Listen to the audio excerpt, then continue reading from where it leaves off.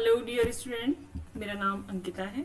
मैं आज यहाँ यूजीसी नेट जेआरएफ 2025 के लिए क्वेश्चन की सीरीज लेकर आई हूँ जो पेपर 1 से कनेक्टेड है। इसमें higher education, research aptitude, ICT, teaching aptitude से जुड़े हुए क्वेश्चंस इंक्लूड किए गए हैं। आई होप ये आप सभी के लिए बहुत ज़्यादा इम्पोर्टेंट साबित होंगे। कोशिश कीजिए ज़्यादा से ज़्यादा आप इसको देखें, ज़्यादा से ज़्यादा बार आप इसको स्टडी करें, रिवाइज करें, ताकि ये आपको जून 2025 के एग्ज़ाम में हेल्प कर पाए। साथ ही अगर आपको सीरीज़ पसंद आए और आपको बेनिफिशियल लगे तो आप ऐसे ही अदर लेक्चर्स से जुड़े रहने के लिए हमारे चैनल को लाइक करें, सब्सक्राइब करें और शेयर करें। ये ज़्यादा से ज़्यादा स्टूडेंट की हेल्प हो पाएगी। So let's start our question series. देखते हैं। अब हम क्वेश्चंस पे आते हैं। क्वेश्चंस देखिए, नई योजना बनाना किस संज्ञानात्मक स्तर का उदाहरण है? अभी हमने पढ़ा था नई योजना बनाना किस संज्ञानात्मक स्तर का उदाहरण है।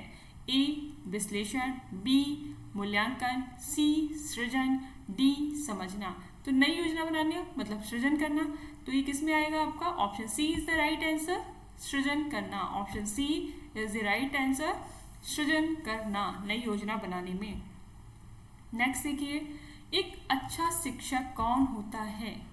ए जो विद्यार्थियों को डांटता है, बी जो केवल परीक्षा में अच्छे अंक लाने पर जोर देता है, सी जो विद्यार्थियों को प्रेरित करता है और मार्गदर्शन देता है, डी जो पाठ्य पुस्तकों से बाहर नहीं पढ़ाता है।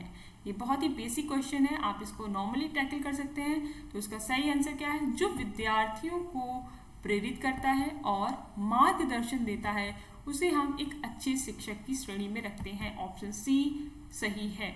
नेक्स्ट, शिक्षण प्रक्रिया में प्रतिक्रिया। शिक्षण प्रक्रिया में प्रतिक्रिया या फीडबैक का मुख्य उद्देश्य क्या होता है? फीडबैक का मुख्य उद्देश्य क्या होता है? ए शिक्षक को खुश करना, बी परीक्षा में अच्छे अंक दिलाना, सी शिक्षण की प्रभावशीलता जानना, डी समय व्यतीत करना। तो इसका सही आंसर है सी शिक्षण की प्रभावशीलता जानना। इसका सही आंसर क्या है? सी शिक्षण की प्रभावशीलता जानना। शिक्षण की प्रभावशीलता जानना कि जो भी पढ़ाया गया है वो बच्चे को कितना समझ में आ रहा है, लर्नर उससे कितना सीख पा रहा है, इसलिए हम फीडबैक मांगते हैं। नेक्स्ट देखिए, निम्नलिखित में कौन सा शिक्षण का एक सिद्धांत नहीं है? यहाँ पे नहीं शब्द पे फोकस कीजिएगा। कौन सा एक प्रिंसिपल नहीं है of teaching, which is not the principle of teaching? देखिए, अभिप्रेरणा, मोटिवेशन, अभ्यास, प्रैक्टिस, अनुकरण, फिर दिखावा। तो इसमें सी डी जो है दिखावा, वो शिक्षण का सिद्धांत नहीं है। शिक्षण का सिद्धांत नहीं है। क्या नहीं है? दिखावा शिक्षण का सिद्धांत नहीं है। नेक्स्ट देखिए, शिक्षक और छात्र के बीच संबंध कैसा होना चाहिए? शिक्षक और छात्र के बीच संबंध कैसा होना चाहिए? ए डर का, बी महत्वपूर्ण और सहयोगी का, सी केवल औपचारिकता का, डी प्रतिद्वंदिता जैसा। तो इसका सही उत्तर है बी मैत्रीपूर्ण और सहयोगी। हमेशा मैत्रीपूर्ण और सहयोगी संबंध होना चाहिए शिक्षक और छात्र के बीच में। नेक्स्ट क्वेश्चन देखिए, सक्रिय अधिगम का उदाहरण क्या है? सक्रिय अधिगम का उदाहरण क्या है? पहला मौन होकर पढ़ना, बी केवल नोट्स बनाना, सी समूह में चर्चा करना, डी किताबें याद करना। तो इसका सही उत्तर है सी समूह में चर्चा करना। ये सक्रिय अधिगम का उदाहरण है। सक्रिय अधिगम का उदाहरण है समूह में चर्चा करना। नेक्स्ट देखिए, नेक्स्ट क्वेश्चन आपका क्या है? शिक्षण अधिगम प्रक्रिया में अधिगमकर्ता की भूमिका क्या होती है? ए निष्क्रिय श्रोता की, बी जानकारी संग्रह करने की, सी सक्रिय जानकारी सक्रिय सहभागी की, डी अवलोकनकर्ता की। तो इसका सही उत्तर है सक्रिय सहभागी की। शिक्षण अधिगम प्रक्रिया में अधिगमकर्ता जो लर्नर होता है उसका रोल क्या है? सक्रिय सहभागी हो, जो भी इसको पढ़ाया जा रहा है वो उसमें पार्टिसिपेट करे, तो सक्रिय सहभागिता। हमारा नेक्स्ट क्वेश्चन है, ब्लूम का वर्गीकरण मुख्यतः किस पर आधारित है? ए प्रेरणा पर, बी संज्ञानात्मक उद्देश्यों पर, सी शारीरिक विकास पर, डी नैतिक मूल्यों पर। इसका सही उत्तर है संज्ञानात्मक उद्देश्यों पर। किस पे? संज्ञानात्मक उद्देश्यों पर। कॉग्निटिव इसका एजेंडा होता है संज्ञानात्मक उद्देश्य। नेक्स्ट देखिए, शिक्षण का सर्वोत्तम तरीका कौन सा है? ए कठोर अनुशासन, बी केवल व्याख्यान देना, सी विद्यार्थियों को प्रोत्साहित करना और सहभागिता कराना, डी रट्टा लगवाना। हमारा सही उत्तर है सी विद्यार्थियों को प्रोत्साहित करना और सहभागिता कराना शिक्षण का सर्वोत्तम तरीका है, सबसे अच्छा तरीका। नेक्स्ट क्वेश्चन देखिए, कौन सा मूल्यांकन अधिगम के दौरान किया जाता है? कौन सा मूल्यांकन अधिगम, जब आप सीख रहे होते हैं उसके दौरान किया जाता है? ए समापनात्मक मूल्यांकन, समेटिव असेसमेंट, बी प्रारंभिक मूल्यांकन, इनिशियल असेसमेंट, निरंतर और व्यापक मूल्यांकन, सीसीई, एंड डी प्रारूपिक मूल्यांकन, फॉर्मेटिव असेसमेंट। तो इसका सही उत्तर है फॉर्मेटिव असेसमेंट। फॉर्मेटिव असेसमेंट ये कब किया जाता है? ये मूल्यांकन अधिगम के दौरान किया जाता है। तो इसका सही उत्तर क्या है? प्रारूपिक मूल्यांकन, फॉर्मेटिव असेसमेंट। नेक्स्ट क्वेश्चन देखिए, प्रभावी शिक्षण के लिए आवश्यक है, इफेक्टिव टीचिंग के लिए क्या आवश्यक है? ए केवल पाठ्यक्रम पूरा कराना, छात्रों को डांटना, छात्रों के साथ संवाद स्थापित करना, केवल पुस्तकें पढ़ना। तो सी इज द राइट आंसर, छात्रों के साथ संवाद स्थापित करना सही आंसर है, छात्रों के साथ संवाद स्थापित करना। नेक्स्ट क्वेश्चन देखिए, संप्रेषण कम्युनिकेशन के प्रभावी होने के लिए आवश्यक है। ए केवल बोलना, बी केवल सुनना, सी दो तरफा संवाद, डी केवल लिखित जानकारी देना। Very easy question to tackle. दो तरफा संवाद, दो लोगों का बातचीत करने के लिए होना चाहिए, संप्रेषण तभी पूरा होता है। नेक्स्ट, निम्नलिखित में से कौन सी शिक्षण विधि छात्र केंद्रित नहीं है? कौन सी शिक्षण विधि जो स्टूडेंट ओरिएंटेड नहीं है, छात्र केंद्रित नहीं है? जितने भी क्वेश्चंस अभी तक हमने आपको कराए हैं यह कहीं ना कहीं किसी ना किसी पेपर में यूजीसी नेट में पूछे गए हैं। पेपर 1 के लिए काफ़ी इम्पॉर्टेंट है ये लेक्चर, आप अच्छे से इसको स्टडी करें, रिवाइज करके ही एग्जाम देने के लिए जाएं। ए व्याख्यान विधि, बी परियोजना विधि, सी खोज विधि, डी संवाद विधि। कौन सी शिक्षण विधि छात्र केंद्रित नहीं है? व्याख्यान विधि, क्योंकि लेक्चर देते टाइम आप सिर्फ लेक्चर दे रहे हैं, उसमें पार्टिसिपेशन नहीं हो पा रहा है, तो ये छात्र केंद्रित नहीं है। नेक्स्ट देखिए, आईसीटी का प्रयोग शिक्षण में कैसे लाभकारी होता है? ए मनोरंजन के लिए, बी शिक्षक को आराम देने के लिए, सी विषय वस्तु को रोचक और प्रभावी बनाने के लिए, डी परीक्षा पास करने के लिए। इसका सही उत्तर है विषय वस्तु को रोचक और प्रभावी बनाने के लिए हमें आईसीटी का यूज करना चाहिए। नेक्स्ट क्वेश्चन देखिए, निम्नलिखित में से कौन सा शिक्षण का मुख्य उद्देश्य है? ए छात्रों को रोजगार दिलवाना शिक्षण का मुख्य उद्देश्य, ओके। बी छात्रों को प्रमाण पत्र या सर्टिफिकेट देना, छात्रों में रचनात्मकता और सोच विकसित करना, छात्रों को अनुशासन सिखाना। ये सभी हो सकते हैं, लेकिन जो सबसे बेहतर है वो है सी छात्रों में रचनात्मकता और सोच विकसित करना। ये शिक्षण का मुख्य उद्देश्य है, शिक्षण का मुख्य उद्देश्य है। नेक्स्ट देखिए, यदि एक शिक्षक छात्रों को विषय समझाने के लिए उदाहरण और चित्रों का प्रयोग करता है, किसका एग्जाम्पल्स दे रहा है, वो कुछ पिक्चर्स का भी यूज कर रहा है, तो वह किस प्रकार की शिक्षण विधि अपना रहा है? ए मौखिक विधि, गलत है। दृश्य श्रव्य विधि, सही है। प्रयोगात्मक विधि, डी परंपरागत विधि। इसका सही उत्तर है ऑप्शन बी दृश्य श्रव्य विधि, audio visual method, audio visual method. Next देखिए, एक शिक्षक छात्रों से बार बार प्रश्न पूछता है ताकि वे सोच सकें, यह किस प्रकार का शिक्षण है? ए प्रेरक शिक्षण, बी मूल्यांकनात्मक शिक्षण, सी सक्रिय शिक्षण, डी सूचना आधारित शिक्षण। जब एक शिक्षक छात्रों से बार बार प्रश्न पूछता है तो वो चाहता है सक्रिय शिक्षण की एक्टिव लर्निंग हो, टीचर बात कर रहा है, समझा रहा है, क्वेश्चन कर रहा है, तो लर्नर भी उसमें पार्टिसिपेट करे, उन क्वेश्चंस का आंसर दे और अपने क्वेश्चंस भी वो पूछ सके, तो ये क्या है, एक्टिव लर्निंग में आ जाएगा। नेक्स्ट क्वेश्चन देखिए, किसी शिक्षक द्वारा कक्षा में सभी छात्रों को समान अवसर देना किस प्रकार की विशेषता को दर्शाता है? ए पक्षपात पूर्ण व्यवहार, बी अनुशासन, सी लोकतांत्रिक दृष्टिकोण, डी कठोरता। इसका सही उत्तर है सी लोकतांत्रिक दृष्टिकोण। सभी छात्रों को समान अवसर देना और डेमोक्रेसी में सभी के साथ समान व्यवहार किया जाता है, तो इसका कॉमन सा आंसर हो गया हमारा लोकतांत्रिक दृष्टिकोण। नेक्स्ट देखिए, यदि छात्र कक्षा में भाग नहीं ले रहे हैं, यदि छात्र कक्षा में भाग नहीं ले रहे हैं तो एक अच्छा शिक्षक क्या करेगा? ए छात्रों को दंड देगा, बी छात्रों को कक्षा से बाहर कर देगा, सी छात्रों को प्रेरित करेगा और कारण जानने का प्रयास करेगा, डी पढ़ाना बंद कर देगा। तो इसका सही उत्तर है सी, छात्रों को प्रेरित करेगा और कारण जानने का प्रयास करेगा। कितने लोग इस बात से सहमत हैं? जब हम स्कूल लेवल पे थे तब क्या किया जाता था? या तो पनिशमेंट दे दी जाती होगी या फिर स्टूडेंट को क्लास से बाहर किया जाता है। लेकिन जैसे जैसे आप हायर स्टडीज़ के लिए जाते हैं तो वहाँ पे ऐसा करना बंद कर दिया जाता है। वहाँ पे क्या होता है? छात्रों को प्रेरित करेगा जो भी टीचर होगा और कारण जानने का प्रयास करेगा कि कोई भी स्टूडेंट पढ़ाई में या क्लास में इंटरेस्ट क्यों नहीं ले रहा है। तो इसका सही उत्तर है सी। नेक्स्ट देखिए, शिक्षण की प्रभावशीलता को सबसे अच्छा कैसे मापा जा सकता है? ए छात्रों की उपस्थिति से, बी छात्रों के परीक्षा परिणामों से, सी छात्रों के सीखने की प्रगति से, डी शिक्षक की डिग्री से। अगर हमें शिक्षण की प्रभावशीलता मापनी है तो इसका सही उत्तर है सी, छात्रों के सीखने की प्रगति से। हम देख सकते हैं कि कोई टीचर कितने इफेक्टिव तरीके से पढ़ाता है।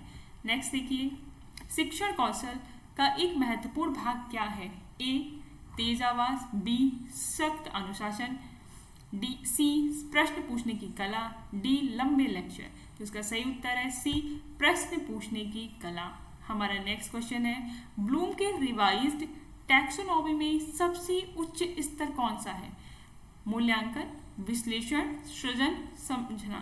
तो सबसे उच्च स्तर है सृजन का, क्रिएशन करना, इनोवेशन का। सबसे सही है सी, सृजन। नेक्स्ट क्वेश्चन देखिए, निम्नलिखित में से कौन सा संज्ञानात्मक क्षेत्र से संबंधित नहीं है? संज्ञानात्मक क्षेत्र से संबंधित नहीं है। ए याद रखना, बी भावना व्यक्त करना, सी लागू करना, डी विश्लेषण करना। तो इसका सही उत्तर है बी, भावना व्यक्त करना। ये संज्ञानात्मक क्षेत्र में नहीं आता है। संज्ञानात्मक क्षेत्र में क्या आता है? याद रखना, लागू करना, विश्लेषण करना, इवैल्यूएशन, ये सब आता है, लेकिन भावना व्यक्त करना संज्ञानात्मक क्षेत्र से संबंधित नहीं है। नेक्स्ट देखिए, सूचना को वर्गीकृत करना और तुलना करना ब्लूम के किस स्तर का उदाहरण है? ए विश्लेषण, बी मूल्यांकन, सी सृजन, डी समझना। तो इसका सही उत्तर है ए विश्लेषण करना, जिसमें हम सूचना को वर्गीकृत कर पा रहे हैं और कंपैरिजन बिठा पा रहे हैं। तो वो क्या है? विश्लेषण के अंतर्गत आता है।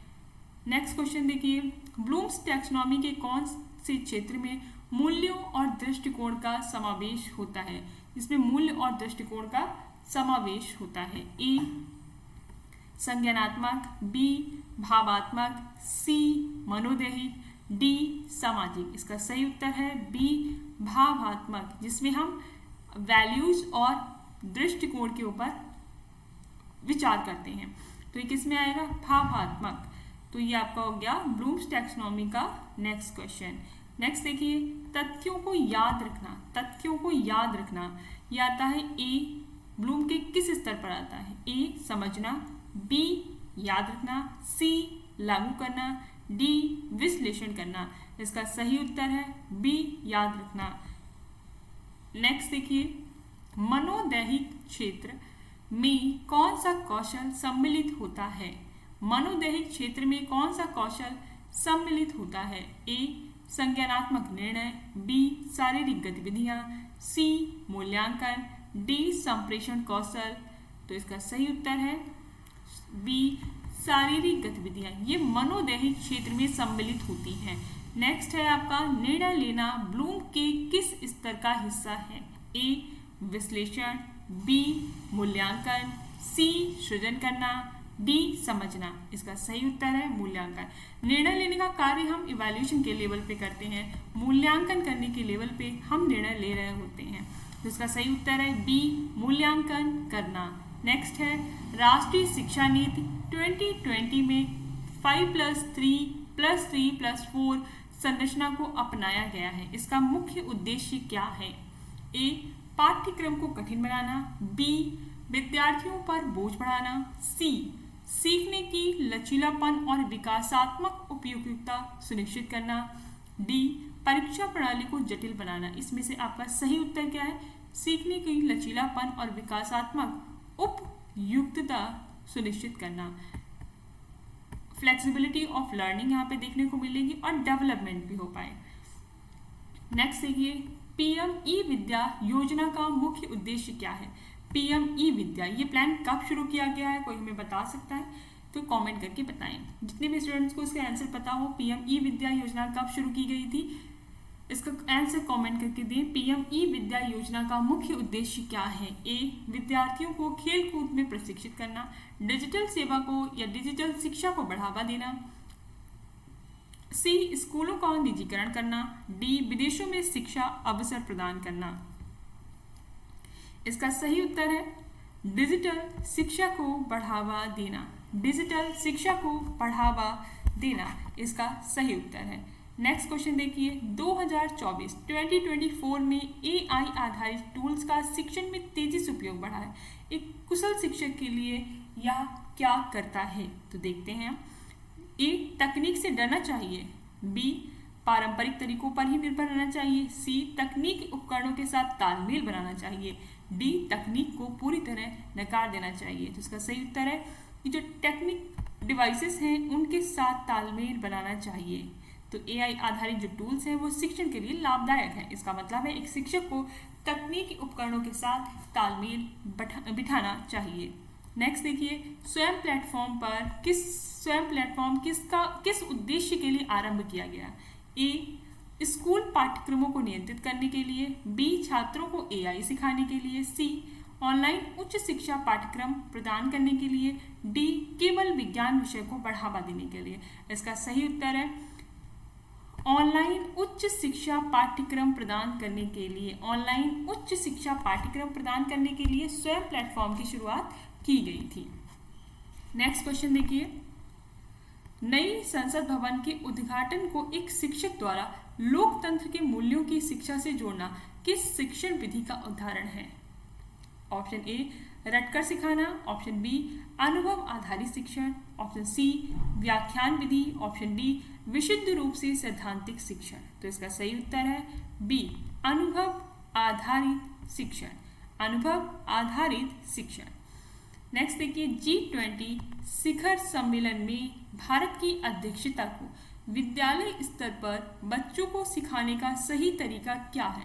G20 शिखर सम्मेलन के बारे में अगर हमें बच्चों को सिखाना है तो इसका सही तरीका क्या होगा? ए, केवल तथ्य याद कराना, बी, प्रश्नोत्तरी कराना, सी, रोल प्ले और समूह चर्चा कराना, डी, परीक्षा के लिए पढ़ाना। तो इसका सही उत्तर है रोल प्ले और समूह पर चर्चा कराना।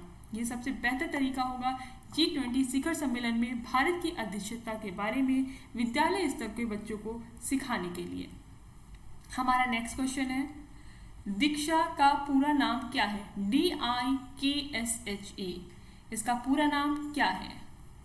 तो हमारा फर्स्ट ऑप्शन है digital infrastructure for knowledge sharing, B, digital India knowledge system for holistic advancement, C, digital infrastructure for knowledge sharing and awareness, D, digital infrastructure for knowledge sharing and accessibility.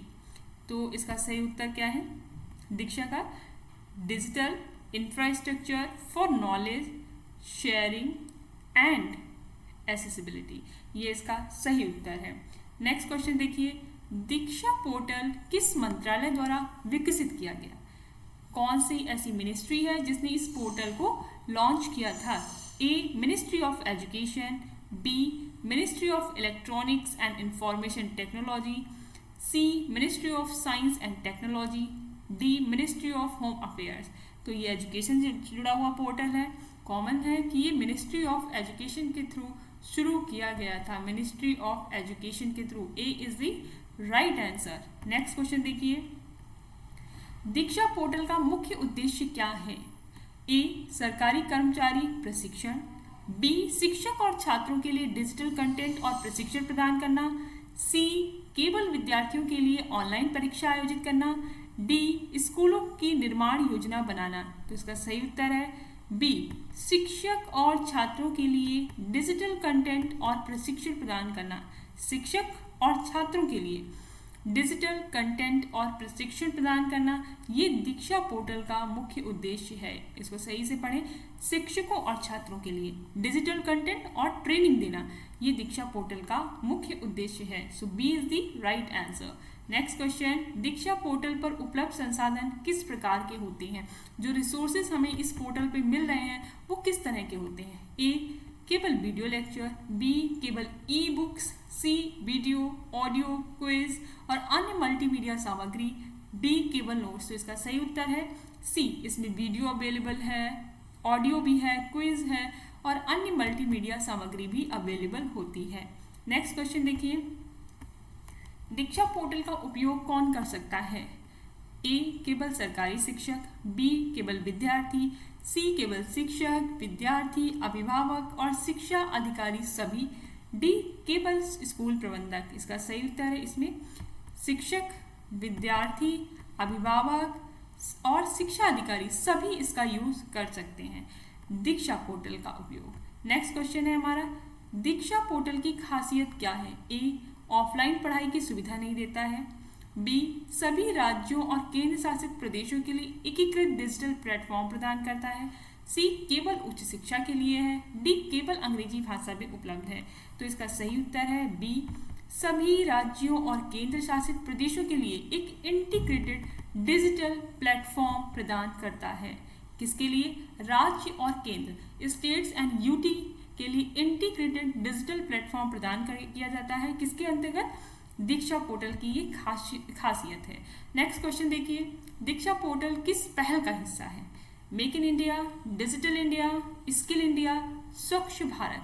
तो ये आपका सही उत्तर है B, digital India की पहल का हिस्सा है दीक्षा पोर्टल। दीक्षा पोर्टल पर उपलब्ध सामग्री का स्रोत कौन होता है? ए, केवल केंद्रीय सरकार, बी, राज्यों के शिक्षा विभाग और शिक्षक समुदाय, सी, केवल निजी संस्थान, डी, केवल विदेशी एजेंसियां। तो इसका सही उत्तर है बी, राज्यों के शिक्षा विभाग और शिक्षक समुदाय। राज्यों के हमारा क्वेश्चन स्टार्ट हो रहा है यहाँ से। क्या क्वेश्चन है? नई शिक्षा नीति के अनुसार स्कूली शिक्षा की नई संरचना क्या है? Option A 10+2, option B 3+5+4, option C 5+3+3+4, option D 6+3+3+2। तो सही उत्तर है ऑप्शन सी 5+3+3+4। अभी हमने आपको बताया था 5, 3, 3, 4 का क्या कॉम्बिनेशन बिठाया गया है। नेक्स्ट क्वेश्चन देखते हैं, भारत में राष्ट्रीय शिक्षा नीति 2020 का मुख्य उद्देश्य क्या है? तो केवल व्यावसायिक शिक्षा को बढ़ावा देना, केवल विज्ञान शिक्षा को प्राथमिकता देना, सी, समावेशी, समान और गुणवत्तापूर्ण शिक्षा प्रदान करना, डी, केवल प्राथमिक शिक्षा को अनिवार्य बनाना। तो इसका सही उत्तर है सी, समावेशी, समान और गुणवत्तापूर्ण शिक्षा प्रदान करना। ये किसका उद्देश्य है? राष्ट्रीय शिक्षा नीति 2020 का मुख्य उद्देश्य है। नेक्स्ट क्वेश्चन देखिए, विश्वविद्यालय अनुदान आयोग यूजीसी की स्थापना कब हुई थी? 1948, 1953, 1962, 1976। इसका सही उत्तर है 1953। विश्वविद्यालय अनुदान आयोग यूजीसी की स्थापना 1953 में हुई थी। जो हमारा संसद के द्वारा जो एक्ट लाया गया था यूजीसी से रिलेटेड 1956। तो अगर ऑप्शन में आ जाता है 1956 और ये पूछ दिया जाता है कि विश्वविद्यालय अनुदान आयोग को कब सांविधिक निकाय का दर्जा दिया गया था, सांविधिक निकाय का दर्जा दिया गया था, तो वो आपको जो सही उत्तर मिलेगा वो मिलेगा 1956। कौन सा होगा? 1956। ये स्टैच्यूटरी बॉडी बन गया था 1956, सांविधिक बॉडी, सांविधिक संस्था बन गया था जिसे संसद ने अधिनियम के द्वारा बनाया है, सांविधिक संस्था। और अगर नॉर्मली पूछ दिया जाता है कि विश्वविद्यालय अनुदान आयोग की स्थापना कब की गई थी, तो आप इसमें टिक करेंगे 1953। ये थोड़ी बेसिक सी जानकारी है, इसको थोड़ा सा ध्यान में रखिएगा। 1956 ये जब सांविधिक संस्था बनी थी तब की ये बात कर रहे हैं, सांविधिक संस्था की बात की जा रही है यहाँ पे। नेक्स्ट क्वेश्चन है NAAC नैक का पूरा नाम क्या है? First option national academic accreditation council, B option है national assessment and accreditation council, सी है national accreditation and assessment committee, D option है national accreditation authority of colleges. तो इसका सही उत्तर है NAAC, national assessment and accreditation council. ये आप याद रखिएगा, नैक की फुल फॉर्म पूछी भी गई है पेपर में। यूजीसी पेपर 1 ये सभी स्टूडेंट्स के लिए इम्पॉर्टेंट है, तो इसको याद रखिएगा। हमारा नेक्स्ट क्वेश्चन है भारत में उच्च शिक्षा के नियमन के लिए कौन सी संस्था कार्यरत है? हायर एजुकेशन से जुड़े हुए रूल्स और रेगुलेशंस बनाने का कार्य कौन सी संस्था करती है? ए एनसीईआरटी, बी एआईसीटीई, सी एनटीए, डी यूजीसी। तो इसका सही उत्तर है D UGC, university grant commission. और अभी हमने पूछा था कि यूजीसी का गठन कब किया गया था? 1953 में। सामाजिक संस्था कब बनी थी? ये 1956 में बनी थी। नेक्स्ट देखिए, निम्नलिखित में से कौन सी योजना उच्च शिक्षा में डिजिटल शिक्षण को बढ़ावा देती है? निम्नलिखित में से कौन सी योजना उच्च शिक्षा में डिजिटल शिक्षण को बढ़ावा देती है? Option A mid day meal scheme, option B Swayam, option C NREGA, option D PM Kisan. तो उसका सही उत्तर है बी स्वयं। आप स्वयं की फुल फॉर्म कमेंट करके बताइए क्या होती है। नेक्स्ट क्वेश्चन, भारत में पहली बार महिला विश्वविद्यालय की स्थापना कहाँ हुई थी? पहला जो महिला विश्वविद्यालय बना था वो कहाँ बनाया गया था? पहला महिला विश्वविद्यालय कहाँ बना था? तो देखिए, ए दिल्ली, बी मुंबई, सी पुणे, डी चेन्नई। तो सही उत्तर है सी पुणे में पहला महिला विश्वविद्यालय बना था, SNDT वीमेंस यूनिवर्सिटी। इसका नाम भी यहाँ पे मेंशन किया गया है। नेक्स्ट क्वेश्चन देखिए, राष्ट्रीय ज्ञान आयोग की स्थापना किस वर्ष की गई थी? राष्ट्रीय ज्ञान आयोग की स्थापना किस वर्ष की गई थी? Option A 2000, option B 2005, option C 2010, option D 2015। तो इसका सही उत्तर है ऑप्शन बी 2005 में राष्ट्रीय ज्ञान आयोग की स्थापना की गई थी। नेक्स्ट क्वेश्चन है हमारा, राष्ट्रीय उच्चतर शिक्षा अभियान रूसा, राष्ट्रीय उच्चतर शिक्षा अभियान का उद्देश्य क्या है? ए स्कूली शिक्षा में सुधार, बी केंद्रीय विश्वविद्यालयों को सहायता, सी राज्य उच्चतर शिक्षा संस्थानों को वित्तीय सहायता, डी निजी कॉलेजों का निजीकरण, प्राइवेटाइजेशन ऑफ प्राइवेट कॉलेजेस। तो इसका सही आंसर है सी राज्य उच्चतर शिक्षा संस्थानों को वित्तीय सहायता देगा। राष्ट्रीय उच्चतर शिक्षा अभियान का यह उद्देश्य है कि राज्य उच्चतर शिक्षा संस्थानों को वित्तीय सहायता देगा। हमारा नेक्स्ट क्वेश्चन है, भारत में 3 भाषा सूत्र किस नीति का हिस्सा है? 3 भाषा सूत्र किस नीति का हिस्सा है? पहला शिक्षा नीति 1968, शिक्षा नीति 1986, शिक्षा नीति 2020। तो इसका सही उत्तर है इनमें से सभी। इसका मतलब है जो 3 भाषा सूत्र अपनाया गया था वह सभी शिक्षा नीतियों में था। पहला 68 में भी था, 86 एजुकेशन पॉलिसी में भी इंक्लूड किया गया था और 2020 एजुकेशन पॉलिसी में भी इसको इंक्लूड किया गया है। तो इसका सही उत्तर है इनमें से सभी। शिक्षा नीति 1968, शिक्षा नीति 1986, शिक्षा नीति 2020। हमारा नेक्स्ट क्वेश्चन है, निम्नलिखित में से कौन सी संस्था अंतरराष्ट्रीय इंटरनेशनल रैंकिंग के लिए विश्वविद्यालयों का मूल्यांकन करती है? Option A UGC, option B NIRF, option C NAAC, option D QS rankings. तो इसका सही उत्तर है QS रैंकिंग जो है वो अंतरराष्ट्रीय रैंकिंग के लिए विश्वविद्यालयों का मूल्यांकन करती है। इसका सही उत्तर है QS रैंकिंग। हमारा नेक्स्ट क्वेश्चन है, भारत में NIRF रैंकिंग किस मंत्रालय के अधीन जारी की जाती है? क्या आप हमें NIRF की फुल फॉर्म कमेंट करके बताएं। भारत में NIRF रैंकिंग किस मंत्रालय के अधीन जारी की जाती है? ऑप्शन ए मानव संसाधन विकास मंत्रालय, ऑप्शन बी सूचना एवं प्रसारण मंत्रालय, ऑप्शन सी विज्ञान एवं प्रौद्योगिकी मंत्रालय, ऑप्शन डी शिक्षा मंत्रालय। तो इसका सही उत्तर है NIRF रैंकिंग जो है वो शिक्षा मंत्रालय के द्वारा जारी की जाती है। Option D is the right answer. और ऑप्शन डी शिक्षा मंत्रालय। पहले शिक्षा मंत्रालय को क्या बोला जाता था? MHRD बोला जाता था, ये भी याद रखना है। नेक्स्ट क्वेश्चन, यूजीसी का मुख्यालय हेडक्वार्टर कहाँ है? यूजीसी का मुख्यालय कहाँ स्थित है? ए पुणे, बी दिल्ली, सी हैदराबाद, डी कोलकाता। आप बताइए कि यूजीसी का हेडक्वार्टर कहाँ है? तो यूजीसी का हेडक्वार्टर है न्यू दिल्ली। न्यू दिल्ली में यूजीसी का हेडक्वार्टर है। हमारा नेक्स्ट क्वेश्चन है, राष्ट्रीय डिजिटल पुस्तकालय NDL, नेशनल डिजिटल लाइब्रेरी का उद्देश्य क्या है? ए केवल अंग्रेजी पुस्तकों को ऑनलाइन उपलब्ध कराना, बी छात्रों को मुफ्त इंटरनेट देना, सी देश भर के छात्रों को डिजिटल सामग्री प्रदान करना, डी केवल तकनीकी शिक्षा को बढ़ावा देना। तो हमारा सही आंसर है ऑप्शन सी, देश भर के स्टूडेंट्स को डिजिटल सामग्री प्रदान करना। इसका सही उत्तर है ऑप्शन सी, देश भर के छात्रों को डिजिटल सामग्री उपलब्ध कराना। हमारा नेक्स्ट क्वेश्चन है, भारत में किस वर्ष NTA नेशनल टेस्टिंग एजेंसी की स्थापना हुई थी? NTA ने कब से एग्जाम कराने की जिम्मेदारी ली थी?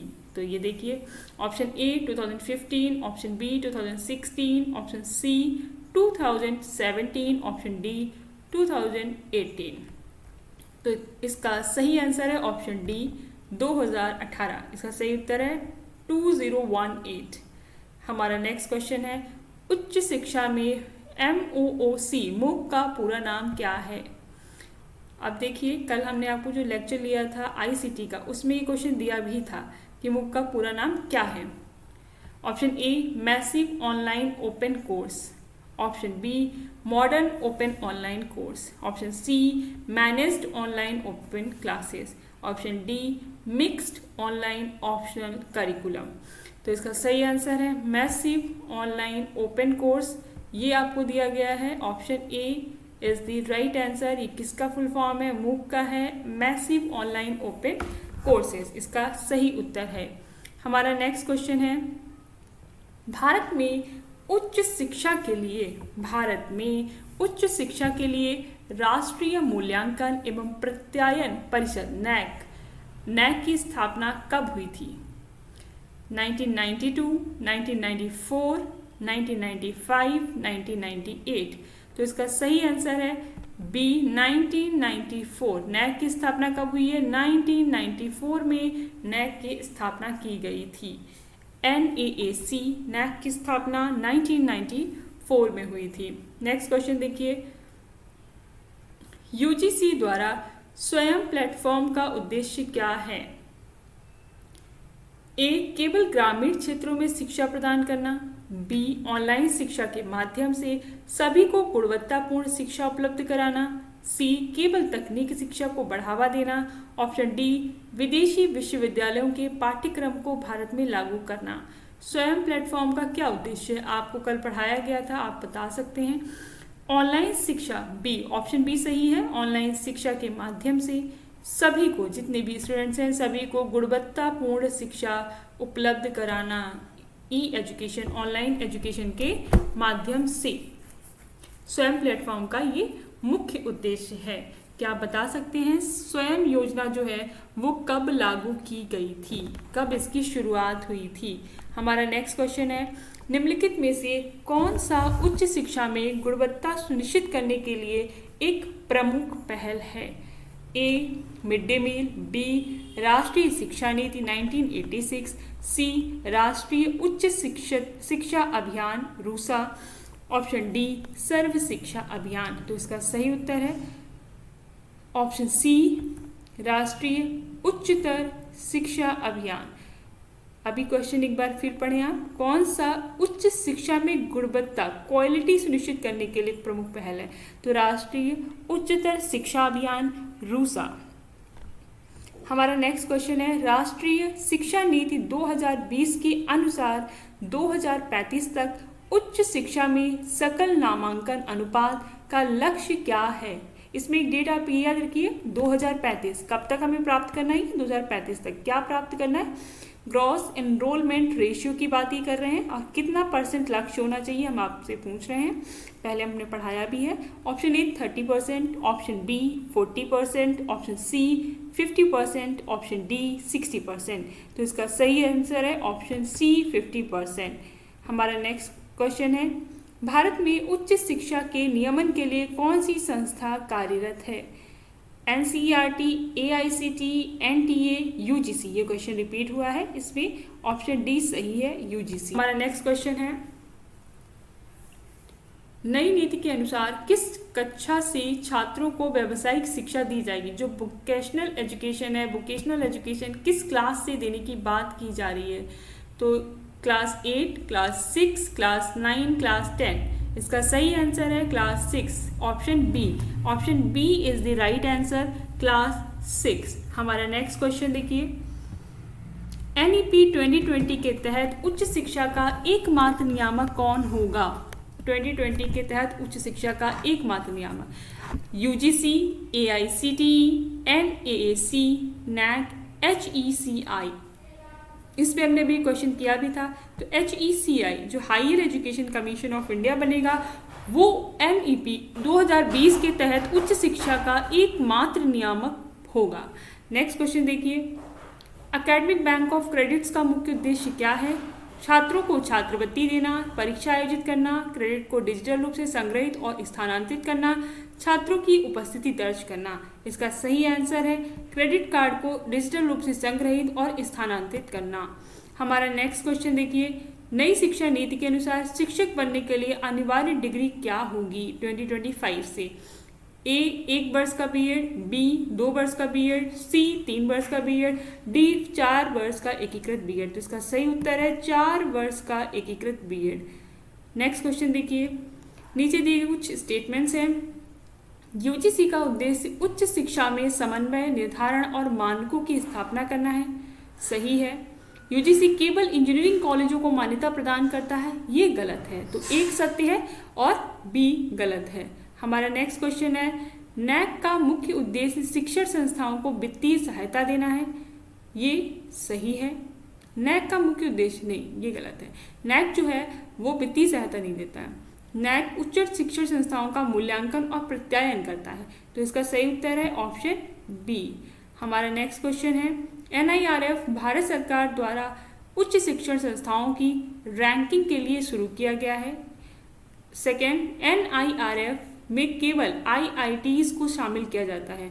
तो इसका ऑप्शन ए सही है और बी गलत है, क्योंकि इसमें केवल जो है वो हम IITs को शामिल नहीं करते हैं।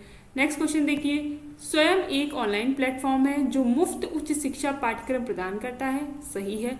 स्वयं केवल विज्ञान विषयों तक सीमित है। गलत है। तो इसमें भी ऑप्शन ए सही होगा, केवल एक सही है, क्योंकि ये मुफ्त शिक्षा उच्च शिक्षा पाठ्यक्रम प्रदान करता है और स्वयं एक ऑनलाइन प्लेटफॉर्म है।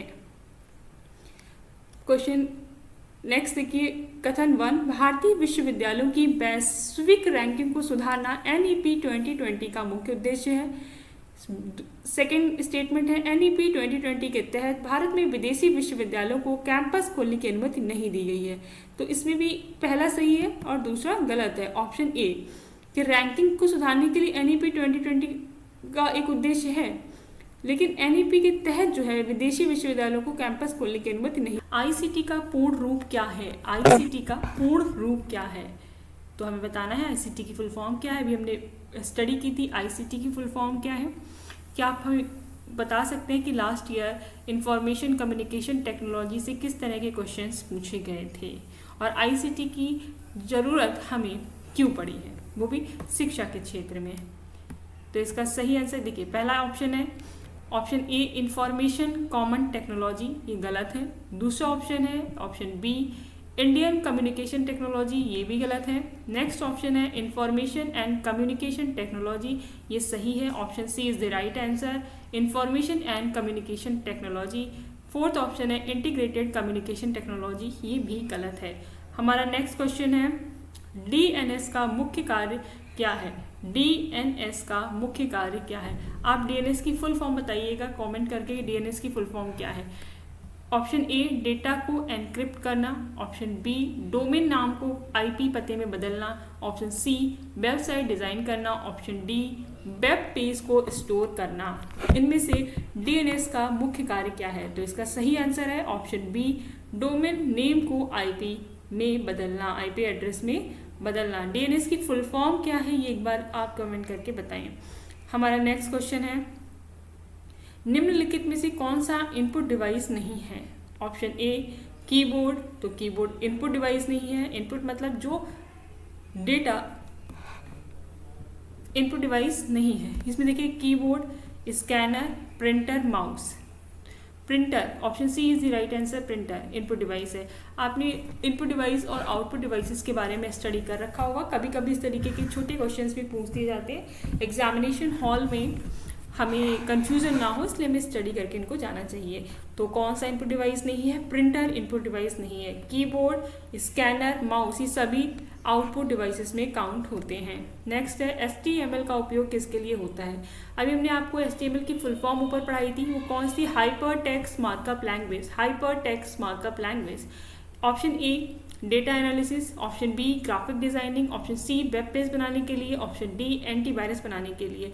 इसका सही आंसर है वेब पेज बनाने के लिए HTML का यूज़ किया जाता है। HTML का यूज़ किया जाता है वेब पेज डिज़ाइन करने के लिए। हमारा नेक्स्ट क्वेश्चन है निम्नलिखित में से कौन ई गवर्नेंस प्लेटफॉर्म है? निम्नलिखित में से कौन ई गवर्नेंस प्लेटफॉर्म है? ई गवर्नेंस प्लेटफॉर्म है। Option A Swayam, option B DigiLocker, option C Facebook, option D Amazon. तो हमारा सही उत्तर है option B DigiLocker e governance platform है। जितने भी स्टूडेंट अभी स्टडी कर रहे हैं और एकेडमिक स्टडी कर रहे हैं उन्हें डिजीलॉकर के बारे में जानकारी होगी। ई गवर्नेंस प्लेटफॉर्म क्या है? डिजीलॉकर एक ई गवर्नेंस प्लेटफॉर्म है। ये क्वेश्चन पेपर में आ चुके हैं, इस पर आप ध्यान दें। स्वयं प्लेटफॉर्म किससे संबंधित है? स्वयं प्लेटफॉर्म किससे संबंधित है? स्वयं प्लेटफॉर्म किससे संबंधित है? ऑप्शन ए डिजिटल भुगतान, option B online education, option C social media, option D स्वास्थ्य सेवाएं। इसका सही उत्तर है ऑनलाइन शिक्षा। इसका सही उत्तर है ऑनलाइन शिक्षा, यानी ऑनलाइन एजुकेशन के लिए स्वयं प्लेटफॉर्म का यूज़ किया जाता है। हमारा नेक्स्ट क्वेश्चन है निम्नलिखित में से कौन सी इंटरनेट प्रोटोकॉल नवीनतम संस्करण है? इंटरनेट प्रोटोकॉल नवीनतम संस्करण है। Option A IPv2, option B IPv4, option C IPv6, option D IPX। Internet protocol का जो नवीनतम संस्करण है उसका सही उत्तर है IPv6। ऑप्शन सी कौन सा है? ऑप्शन सी। ऑप्शन सी जो है वो राइट आंसर है। हमारा नेक्स्ट क्वेश्चन है ISP का पूर्ण रूप क्या है? ISP की फुल फॉर्म क्या है? तो आइए देखते हैं। Option A international system protocol, it's wrong. International system protocol नहीं है। इंटरनेट सॉफ्टवेयर प्रोवाइडर, ये भी नहीं है। हमारा नेक्स्ट ऑप्शन है इंटरनेट सर्विस प्रोवाइडर, तो option C is the right answer. Internet service provider जो है ISP का पूर्ण रूप है। Option D information system provider भी नहीं। ISP का पूर्ण रूप क्या है? Internet service provider. Internet service provider जो है वो ISP का पूर्ण रूप है। हमारा नेक्स्ट क्वेश्चन है ISP मल्टीमीडिया में कौन से तत्व होते हैं? मल्टीमीडिया में कौन से तत्व होते हैं? तो देखिए मल्टीमीडिया में टेक्स्ट, ऑडियो, वीडियो, ग्राफिक्स और एनिमेशन होता है। मल्टीमीडिया में टेक्स्ट, ऑडियो, वीडियो और ग्राफिक्स एनिमेशन है। ठीक है। नेक्स्ट क्वेश्चन है हमारा प्रश्न निम्नलिखित में से कौन सा क्लाउड स्टोरेज सेवा नहीं है? मैं 1 मिनट में आती हूँ।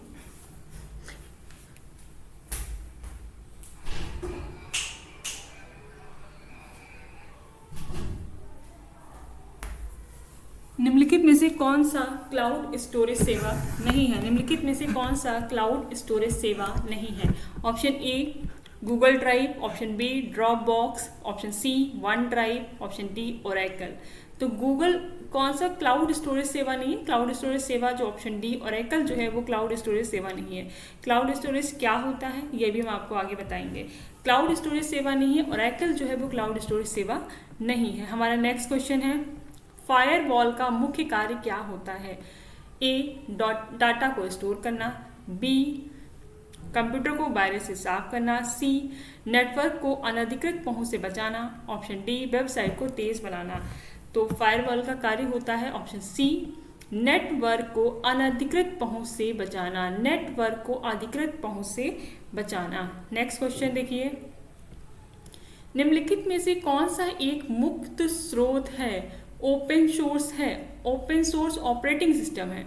अब देखिए, option A Windows 11, option B Mac OS, option C Linux, option D iOS.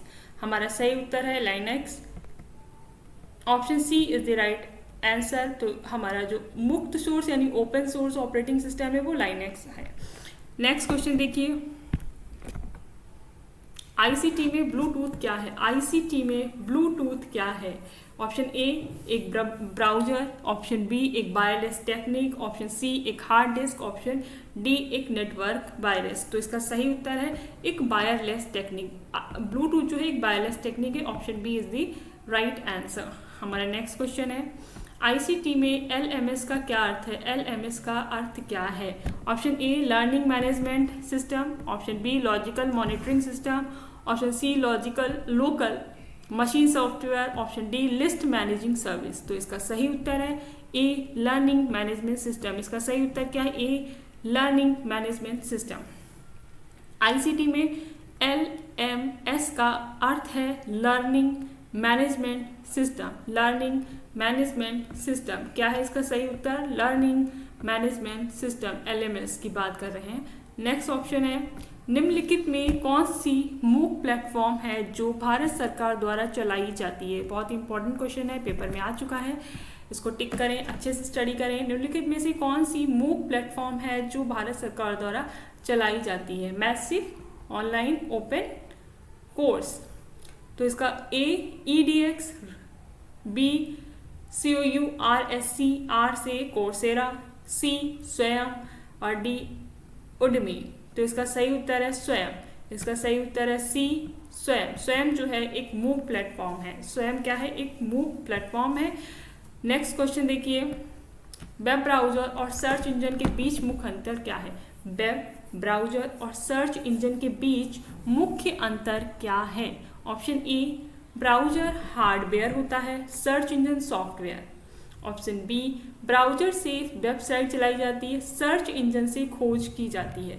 सी दोनों एक ही चीज है। डी ब्राउजर केवल ऑफलाइन कार्य करता है। तो इसका सही उत्तर है ऑप्शन बी ब्राउजर से वेबसाइट चलाई जाती है और सर्च इंजन से खोज की जाती है। आप देख पाएंगे क्रोम क्या है, आप बताइए क्रोम क्या ब्राउजर है या फिर सर्च इंजन है?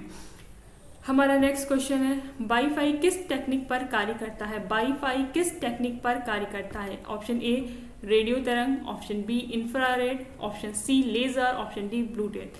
तो जो वाईफाई है वो रेडियो फ्रिक्वेंसी पे काम करता है। Option A is the right answer. Next question है, कंप्यूटर वायरस को हटाने के लिए किसका प्रयोग होता है? Option A spyware, option B driver, option C antivirus, option D firewall. तो इसका सही आंसर है एंटीवायरस। एंटीवायरस का किस लिए प्रयोग किया जाता है? कंप्यूटर से वायरस को हटाने के लिए एंटीवायरस का यूज किया जाता है। आईसीटी का शिक्षा में एक प्रमुख लाभ क्या है? आईसीटी का शिक्षा में प्रमुख लाभ क्या है? ऑप्शन ए छात्रों का ध्यान भटकाना, बी अधिक कागज का प्रयोग, सी व्यक्तिगत और लचीला शिक्षण, डी केवल खेल आधारित शिक्षा। आईसीटी का शिक्षा में प्रमुख लक्षण क्या है? ऑप्शन सी व्यक्तिगत और फ्लेक्सिबल शिक्षण। व्यक्तिगत और फ्लेक्सिबल शिक्षण। आईसीटी में शिक्षा का प्रमुख लाभ है व्यक्तिगत और फ्लेक्सिबल शिक्षण। हमारा नेक्स्ट क्वेश्चन है, क्लाउड कंप्यूटिंग क्या है? अभी हमने बोला था आपसे क्लाउड कंप्यूटिंग के बारे में बताएंगे। यहाँ पे देखिए इसका अर्थ। ऑप्शन ए केबल इंटरनेट चलाना, ऑप्शन बी सॉफ्टवेयर इंस्टॉल करना, ऑप्शन सी इंटरनेट पर डेटा स्टोरेज और access, option D mobile app चलाना या बनाना। तो इसका सही आंसर है इंटरनेट पर डेटा स्टोरेज और एक्सेस। इंटरनेट पर डेटा स्टोरेज एंड एक्सेस। तो ये सही उत्तर है, क्लाउड कंप्यूटिंग का अर्थ है। नेक्स्ट क्वेश्चन, सीपीयू का क्या कार्य है? सीपीयू का क्या कार्य है? सीपीयू का क्या कार्य होता है? ऑप्शन ए केवल डेटा संग्रह करना, ऑप्शन बी केवल आउटपुट देना, ऑप्शन सी डेटा प्रोसेस करना, ऑप्शन डी नेटवर्क कनेक्ट करना। इसका सही उत्तर है डेटा प्रोसेस करना, डेटा प्रोसेस करना। इसका सही उत्तर है डेटा प्रोसेस करना। और सीपीयू की जो फुल फॉर्म है वो क्या होती है? सीपीयू की फुल फॉर्म है central processing unit. Central processing unit जो है इसकी सही फुल फॉर्म है सेंट्रल प्रोसेसिंग यूनिट। ये इसकी पूरी स्पेलिंग नहीं लिखी हुई है, इसको फुल स्पेलिंग में समझिएगा, सेंट्रल प्रोसेसिंग यूनिट। हमारा नेक्स्ट क्वेश्चन है बिट, BIT बिट किसका संक्षिप्त रूप है? आईसीटी में ये क्वेश्चन मल्टीपल टाइम पूछे जाते हैं, तो ये टॉपिक काफ़ी डेप्थ में पढ़ाया भी जाता है, लेकिन इसके क्वेश्चंस इजी होते हैं टैकल करने में। UGC नेट JRF में अच्छा स्कोर करने के लिए फर्स्ट पेपर में आपको अच्छे मार्क्स गेन करने चाहिए। सब्जेक्ट आपका अच्छा होता है, लेकिन अगर आप फर्स्ट पेपर अच्छे से कर लेते हैं तो आप JRF इजीली क्लियर कर सकते हैं।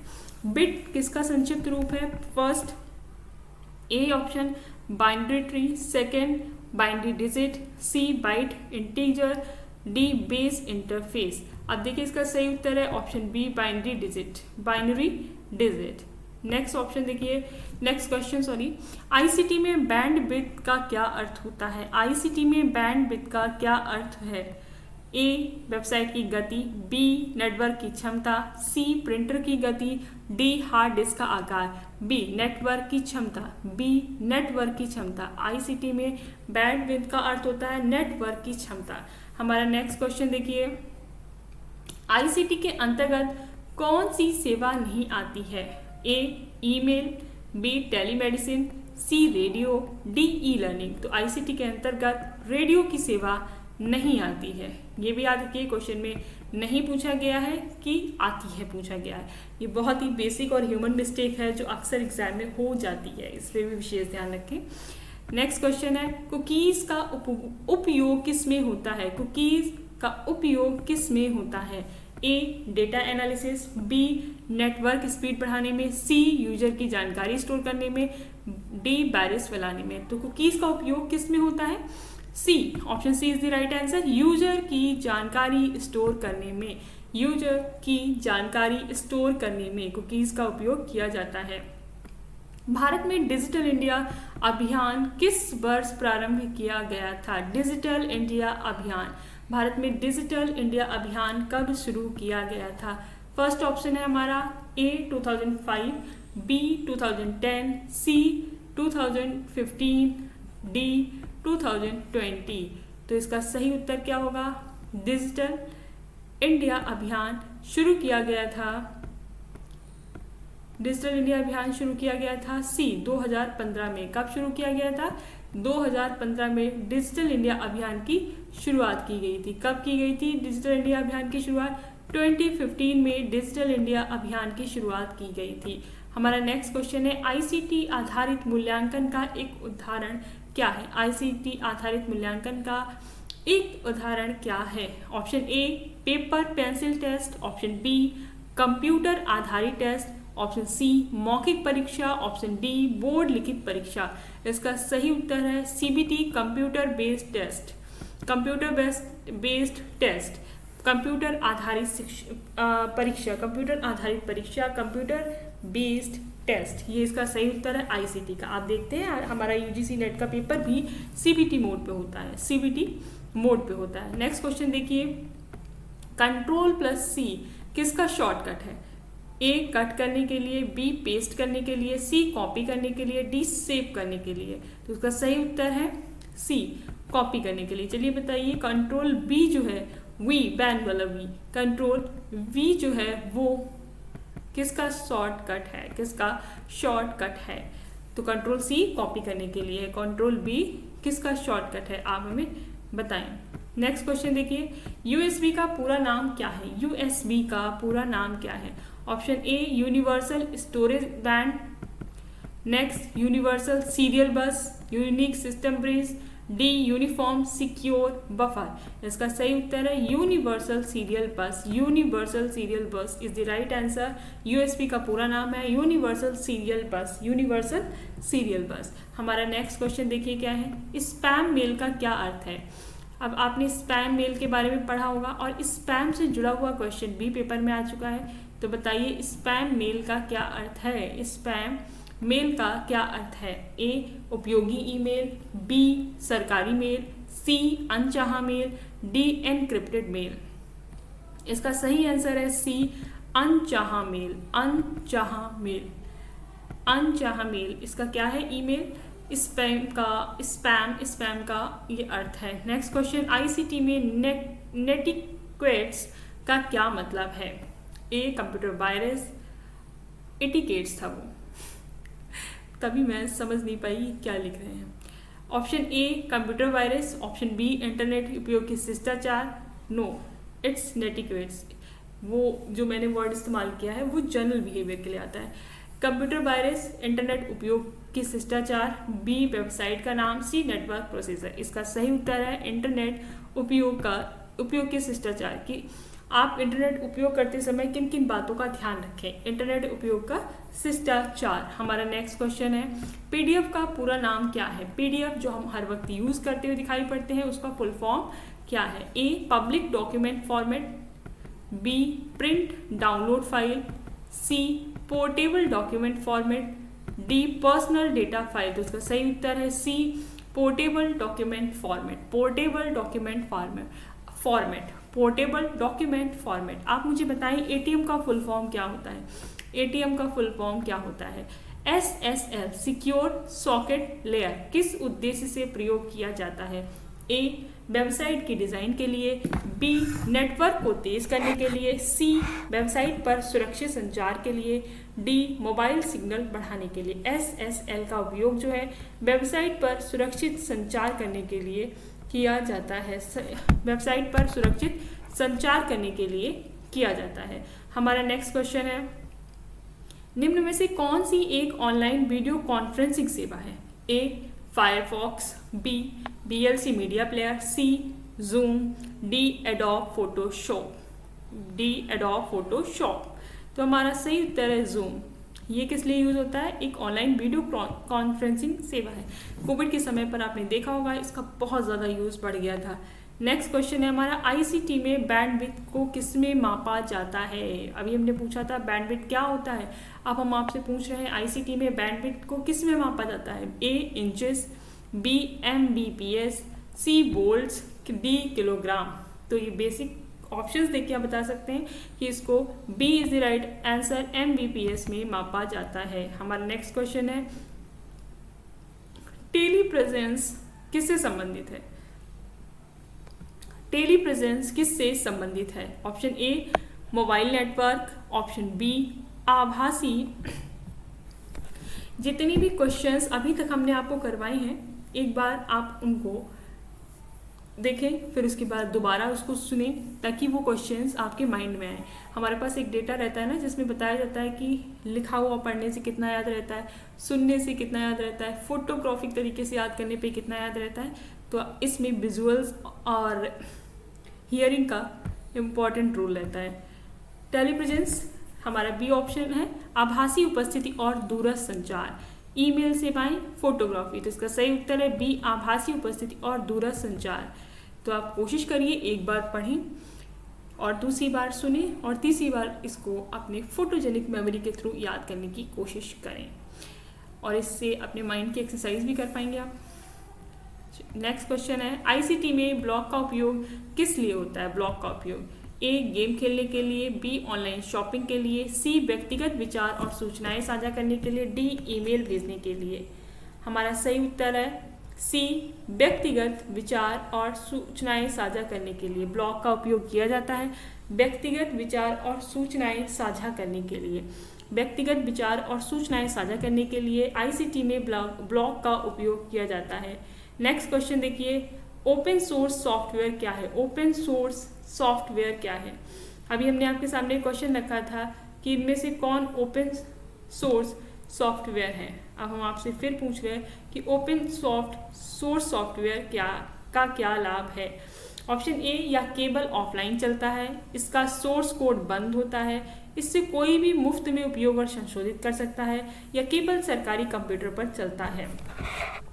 तो इसका सही उत्तर है सी, इसे कोई भी मुफ्त में उपयोग और संशोधित कर सकता है। नेक्स्ट क्वेश्चन देखिए, आईसीटी के क्षेत्र में VoIP का क्या अर्थ है। VoIP का अर्थ क्या है। A, visual output in process, B, video over integrated protocol, C, voice over internet protocol, D, virtual operating internet program. इसका सही उत्तर है C, voice over internet protocol. इसका सही उत्तर है C, voice over internet protocol. हमारा नेक्स्ट क्वेश्चन है, QR कोड का पूरा नाम क्या है, जो हम बहुत ज़्यादा यूज़ कर रहे हैं। आपको पता है QR कोड का फुल फॉर्म क्या है। A, quick reaction, B, quick response, C, quick retrieval, D, query response. इसका सही उत्तर है बी, क्विक रिस्पॉन्स सेकेंड मिलता है। इसी तरह कुछ क्वेश्चन देखते हैं। स्वयं किसका संक्षिप्त रूप है। Study web of active learning for young aspiring minds, ये इसकी फुल फॉर्म है। ये जरूर याद रखें, पेपर में पूछ दी जाती है। जब ऑप्शंस दिए होते हैं ना, तब थोड़ा सा कंफ्यूजन होता है, लेकिन अगर आपने अच्छे से इसको याद कर रखा है, समझ रखा है, तो ये आपको क्लियर रहेगा। स्वयं किस प्रकार का प्लेटफॉर्म है। स्वयं किस प्रकार का प्लेटफॉर्म है। मूक platform, massive open online course, इसका भी फुल फॉर्म याद रखिए, मैसिव ओपन ऑनलाइन कोर्सेज, इसका फुल फॉर्म जरूर याद रखें। स्वयं में NPTEL किस प्रकार के कोर्स उपलब्ध कराता है। इंजीनियरिंग और तकनीकी कोर्स उपलब्ध कराता है NPTEL। स्वयं का उद्देश्य क्या है। गुणवत्तापूर्ण शिक्षा को मुफ्त ऑनलाइन माध्यम से उपलब्ध करा। स्वयं प्लेटफॉर्म की शुरुआत कब हुई थी, इसके कुछ क्वेश्चंस और थे। हाँ, स्वयं प्रभा क्या है। यह एक DTH सेवा है जो 24/7 शैक्षणिक टीवी चैनल्स के माध्यम से शिक्षा प्रदान करती है। स्वयं प्रभा में कितने चैनल हैं। 34 चैनल हैं। स्वयं प्रभा किस सैटेलाइट के माध्यम से प्रसारित हो रही है। GSAT-15 इसरो द्वारा। 7 जुलाई 2017 को इसकी शुरुआत हुई थी। और दिन में कितनी बार कंटेंट दोहराया जा रहा है। दिन में 5 बार कंटेंट रिपीट किया जा रहा है। रिवीजन का भी अच्छा माध्यम। एक बार मिस हो जाए तो आप दूसरी बार इसको कंटिन्यू कर सकते हैं। स्वयं प्लेटफॉर्म की शुरुआत हुई 2017 में। स्वयं का उद्देश्य क्या है। ऑनलाइन शिक्षा, सी ऑप्शन सही है। स्वयं के तहत प्रमाण पत्र कब प्राप्त होता है। कोर्स और परीक्षा पास करने से। स्वयं प्रभा क्या है। एक मोबाइल ऐप, एक DTH आधारित शैक्षणिक टीवी चैनल सेवा, एक रेडियो स्टेशन, एक ऑफलाइन परीक्षा पोर्टल। तो इसका सही उत्तर है एक DTH आधारित शैक्षणिक TV channel, B is the right answer. Swayam Prabha कितने DTH चैनलों पर आधारित हो रही है। डी, 34। देखिए 34 ही इसका सही उत्तर है। तो आपको पता चल गया है कि 34 चैनल्स पर ही चलता है। स्वयं प्रभा सेवा की शुरुआत कब की गई थी। जनवरी 2015, जुलाई 2017, मार्च 2016, अगस्त 2018। 2017 जुलाई में स्वयं प्रभा की शुरुआत की गई थी। हमारा नेक्स्ट क्वेश्चन है, स्वयं प्रभा के चैनलों पर एक दिन में कितने घंटे का नया कंटेंट प्रसारित किया जाता है। 2 घंटे, 4 घंटे, 6 आवर्स, 8 आवर्स। तो देखिए इसका सही उत्तर है 4 आवर्स। कितने आवर्स चाहिए। 4 आवर्स। हमारा नेक्स्ट क्वेश्चन है, स्वयं प्रभा किसके सहयोग से सैटेलाइट के माध्यम से प्रसारित होता है। DRDO, try, ISRO, BSNL। इसका सही उत्तर है इसरो। और कौन सी सैटेलाइट होती है। GSAT-16। अभी आप एक बार चेक कर लीजिए कौन सी सैटेलाइट होती है। GSAT-15। कौन सी सैटेलाइट होती है। GSAT-15। अभी देखा कंफ्यूजन हुआ थोड़ा सा। GSAT-15। स्वयं प्रभा किस प्रकार के छात्रों के लिए सबसे उपयुक्त है। शहर के छात्रों के लिए, केवल इंजीनियरिंग छात्रों के लिए, इंटरनेट सुविधा से वंचित छात्रों के लिए, केवल स्कूल स्तर के छात्रों के लिए। इसका सही उत्तर है इंटरनेट सुविधा से वंचित छात्रों के लिए। Option C is the right answer. Next question देखिए आप, इसमें कहा गया निम्नलिखित में से कौन सी संस्था स्वयं प्रभा के लिए सामग्री नहीं बनाती है। NPTEL, IGNOU, UGC, IBPS। तो सही उत्तर है IBPS जो है वो स्वयं प्रभा के लिए सामग्री नहीं बनाती है। हमारा नेक्स्ट क्वेश्चन है, स्वयं प्रभा से किस प्रकार की शैक्षणिक सामग्री प्रदान की जाती है। ऑप्शन ए, केवल वीडियो गेम्स। ऑप्शन बी, मनोरंजन प्रोग्राम, विषयवार वीडियो लेक्चर, विज्ञापन और न्यूज। इसका सही उत्तर है सी, विषयवार वीडियो लेक्चर। स्वयं प्रभा के लिए कौन सा सैटेलाइट प्रयोग किया जाता है? IL-SAT 3A, GSAT 15, GSAT 16, EDUS। शोध प्रक्रिया का पहला चरण क्या है? अभी हमने स्टेप्स बताए थे आपको। तो first step of research process, A report लेखन, B परिकल्पना निर्माण, C डेटा विश्लेषण, D समस्या की पहचान। इसका सही उत्तर है D समस्या की पहचान। तो शोध प्रक्रिया का हमारा पहला चरण क्या है? D समस्या की पहचान। स्टेप्स को आप बहुत अच्छे से रीड करें। इनका क्रोनोलॉजिकल ऑर्डर भी पूछ दिया जाता है कि क्या पहले करना होता है, क्या बाद में करना होता है। ये पेपर में आपको 2 मार्क्स इंश्योर करेगा। नेक्स्ट देखिए, निम्नलिखित में से कौन सा अनुसंधान का प्रकार नहीं है? A ऐतिहासिक शोध होता है, सांख्यिकीय शोध, प्रायोगिक शोध, व्याख्यात्मक शोध। तो इसमें सही उत्तर है बी जो है वो शोध का प्रकार नहीं है। क्या नहीं है? शोध का प्रकार नहीं है। कौन कौन से इसमें दिए गए? ऐतिहासिक शोध भी है, प्रायोगिक शोध भी है, और फिर आपका व्याख्यात्मक शोध आता है, यह भी इसमें शामिल है। नेक्स्ट देखिए, सैद्धांतिक रूप से परिभाषित अवधारणाएं किस में आती हैं? सैद्धांतिक रूप से परिभाषित अवधारणाएं किस में आती हैं? A प्रेक्षण, B संक्रियात्मक परिभाषा, C परिकल्पना, D वैधता। इसका सही उत्तर है C परिकल्पना। हाइपोथेसिस क्या होती है यह भी हमने आपको मेंशन किया था। नेक्स्ट देखिए, नेक्स्ट क्वेश्चन है आपका, यदि कोई शोधकर्ता पूर्व में हुए शोधों की समीक्षा कर रहा है तो वह किस प्रकार का शोध कर रहा है? कोई शोध करता है, पहले से शोध हो चुके हैं, तो वह किस प्रकार का शोध कर रहा है? मौलिक शोध, अनुप्रयुक्त शोध, A मौलिक शोध, B अनुप्रयुक्त शोध, C पुस्तकालय शोध, D प्रायोगिक शोध। कोई शोध करता है, पहले से शोध हो चुका है, तो इसको हम पुस्तकालय शोध के अंतर्गत रखते हैं। यहाँ पे पुस्तकालय टर्म सही नहीं है, इसे मैं अभी क्लियर करके आपको बताती हूँ कि क्या सही होगा।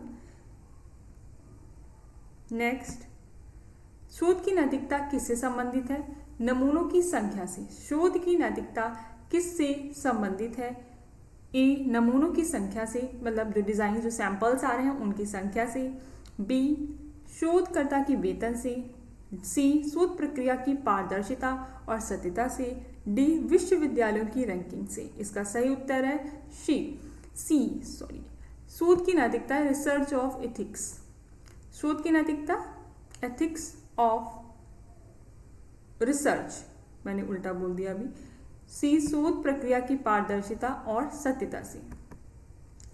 आंसर क्या सही है इसका? C। नेक्स्ट देखिए, नेक्स्ट क्वेश्चन क्या है? डेटा संग्रहण किस चरण में आता है? A समस्या चयन, B परिकल्पना परीक्षण, C अनुसंधान डिजाइन, D निष्कर्ष। जो डेटा कलेक्शन आएगा वो किस चरण में आता है? तो हमारा जो डेटा कलेक्शन है वो आता है C अनुसंधान डिजाइन में। अनुसंधान डिजाइन में।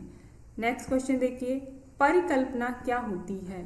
परिकल्पना क्या होती है? हाइपोथेसिस क्या है? A एक अंतिम निष्कर्ष, B एक अनुमान या अस्थायी कथन, C आंकड़ों का विश्लेषण, D शोध की समीक्षा। तो इसका सही उत्तर है एक अनुमान या अस्थायी कथन। हमने पहले ही बताया था कि ये सिर्फ एक कल्पना किया जाता है कि हमें इस क्वेश्चन को सॉल्व करना है। इसे आप नॉर्मल शब्दों में ऐसे समझ लीजिए, हाइपोथेसिस क्या है? एक अनुमान या अस्थायी कथन है। नेक्स्ट क्वेश्चन है आपका, वैधता, वैलिडिटी का क्या अर्थ है? A माप की सटीकता, B माप की दोहराविता यानी कि माप को दोहराया जाना, C माप की गति, D माप का माध्यम। इसका सही उत्तर है A माप की सटीकता। इसका सही उत्तर क्या है? A माप की सटीकता। नेक्स्ट क्वेश्चन देखिए, प्रायोगिक अनुसंधान की विशेषता क्या है? प्रायोगिक जो आपका एक्सपेरिमेंटल रिसर्च है उसकी विशेषता क्या है? A तटस्थ विश्लेषण, B नियंत्रण और परिवर्तन, C पुस्तकालय कार्य, D केवल सिद्धांत। इसका सही उत्तर है नियंत्रण और परिवर्तन। प्रायोगिक अनुसंधान की विशेषता क्या है? नियंत्रण और परिवर्तन। हमारा नेक्स्ट क्वेश्चन है, सैम्पलिंग का उद्देश्य क्या है, सैम्पलिंग क्यों की जाती है? ए, सभी डेटा को एकत्र करना, बी, कम समय और लागत में प्रतिनिधि जानकारी प्राप्त करना, सी, केवल गणितीय मापन, डी, रिपोर्ट लिखना। तो इसका सही उत्तर है बी, कम समय और लागत में प्रतिनिधि जानकारी प्राप्त करना। ये क्या है? सैम्पलिंग है, कम समय और लागत में प्रतिनिधि जानकारी प्राप्त करना, ये क्या है? सैम्पलिंग का उद्देश्य है। नेक्स्ट देखिए, प्रकरण या केस अध्ययन पद्धति की विशेषताएं निम्नलिखित में से कौन सी हैं?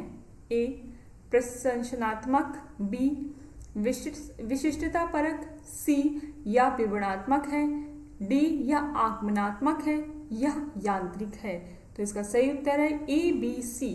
इसका सही उत्तर में क्या आएगा? ए भी सही है, प्रशंसात्मक है, विशिष्टता परक है ये, और सी विवरणात्मक है। ए, बी, सी इसका सही उत्तर है। नेक्स्ट देखिए, इसमें दो मेथड्स आप पढ़ते होंगे ना, आगमनात्मक यानी इंडक्टिव मेथड एंड निगमनात्मक डिडक्टिव मेथड। तो आगमनात्मक मेथड जो होता है, इसके अंतर्गत हम जर्नल टू स्पेसिफिक थ्योरी की तरफ जाते हैं, ठीक है। और जो हमारा डिडक्टिव मेथड होता है, उसमें हम स्पेसिफिक टू जर्नल की तरफ जाते हैं। इससे रिलेटेड क्वेश्चंस आए हैं, आप एक बार इसको ध्यान में रखकर जाइएगा। नेक्स्ट देखिए, परिकल्पना का क्या अर्थ है? एक अंतिम निष्कर्ष, एक अनुमान या अस्थायी कथन, आंकड़ों का विश्लेषण, शोध की समीक्षा। ये रिपीट हुआ है यहाँ पर क्वेश्चन। तो इसका सही उत्तर है एक अनुमान या अस्थायी कथन परिकल्पना का अर्थ है। नेक्स्ट देखिए, प्लेजियरिज्म का सही अर्थ क्या है? साहित्यिक चोरी का सही अर्थ क्या है? ए, किसी विषय पर शोध करना, बी, किसी के विचारों को अपनी भाषा में लिखना, सी, बिना श्रेय दिए दूसरों के कार्य को प्रस्तुत करना, डी, साहित्यिक समीक्षा करना। तो इसका सही उत्तर है बिना श्रेय दिए दूसरों के कार्य को प्रस्तुत करना। ये किसके अंतर्गत आता है? प्लेजियरिज्म के अंतर्गत आता है। किसके अंतर्गत आता है? साहित्यिक चोरी के अंतर्गत ये आता है। नेक्स्ट देखिए, यूजीसी के अनुसार किस स्तर तक का सिमिलैरिटी इंडेक्स स्वीकार्य है? अभी हमने बात की थी, तो वो कितना स्तर था? ए 5%, बी 10%, सी 15%, डी 20%। इसका सही उत्तर है बी 10% तक सिमिलैरिटी इंडेक्स एक्सेप्ट किया जाता है। नेक्स्ट क्वेश्चन देखिए, यदि किसी शोधार्थी का प्लेजियरिज्म लेवल 2 40 to 60% है, तो उस पर क्या सजा हो सकती है? अभी हम रिसर्च स्कॉलर की बात कर रहे हैं, शोधार्थी के ऊपर उसका क्या असर पड़ेगा? ए, डिग्री तुरंत दे दी जाएगी, बी, कार्य संशोधित करने का मौका मिलेगा, सी, 1 वर्ष तक पंजीकरण निलंबित हो सकता है, डी, कोई दंड नहीं। तो इसका सही उत्तर है लेवल 2 के अंतर्गत कितना आ रहा है? 40 to 60% आ रहा है। क्या असर पड़ेगा रिसर्च स्कॉलर के ऊपर? 1 वर्ष तक, ऑप्शन सी सही है, 1 वर्ष तक पंजीकरण निलंबित हो सकता है। 1 वर्ष तक पंजीकरण निलंबित हो सकता है। तो इसका सही उत्तर क्या है? ए है, सॉरी, इसका सही उत्तर है सी, 1 वर्ष तक पंजीकरण निलंबित हो सकता है। अच्छा, इसमें जो ऑप्शन बी दिया गया है, कार्य संशोधित करने का मौका मिलेगा, तो कार्य संशोधन का मौका किस में मिलता है? 10 to 40% में मिलता है। नेक्स्ट देखिए, निम्न में से कौन सा सॉफ्टवेयर प्लेजियरिज्म, साहित्यिक चोरी प्लेजियरिज्म जांचने के लिए किया जाता है? ए, फोटोशॉप, बी, MS वर्ड, सी, टर्निटिन, डी, एक्सेल। तो इसका सही उत्तर है सी, टर्निटिन। और एक आपने भी पढ़ा था इसके साथ आर्नकुंड, उसका भी प्रोनाउंसिएशन देख लीजिएगा दोनों का कैसा है। नेक्स्ट देखिए, इसका सही उत्तर क्या है? सी ऑप्शन इसका सही उत्तर है। नेक्स्ट देखिए, अगर किसी शिक्षक का प्लेजियरिज्म 60% है या 60% से ज़्यादा है, तो क्या होगा? ए, पुरस्कृत किया जाएगा। अब हम यहाँ पे फैकल्टी मेंबर की बात कर रहे हैं, पुरस्कृत किया जाएगा। बी, 2 वर्ष तक प्रोन्नति से वंचित हो सकता है। सी, सेवा से निष्कासित किया जाएगा। डी, नई PhD गाइडेंस प्राप्त करेगा। अगर 60% तक है, तो इसका सही उत्तर है 2 वर्ष से वंचित हो सकता है, 2 वर्ष तक वंचित हो सकता है। और इसका काफ़ी गंभीर रिजल्ट उनके लिए बताया गया था, 2 वर्ष तक प्रोन्नति से वंचित हो सकते हैं। साथ ही साथ हो सकता है उनको कभी भी किसी भी स्टूडेंट को रिसर्च कराने का मौका ना दिया जाए। नेक्स्ट देखिए, प्लेजियरिज्म से बचने के लिए क्या करना आवश्यक है? ए, दूसरों का कार्य कॉपी करना, बी, स्रोतों को उचित रूप से उद्धृत करना, सी, गूगल से सीधे कॉपी करना, डी, मौलिकता की परवाह न करना।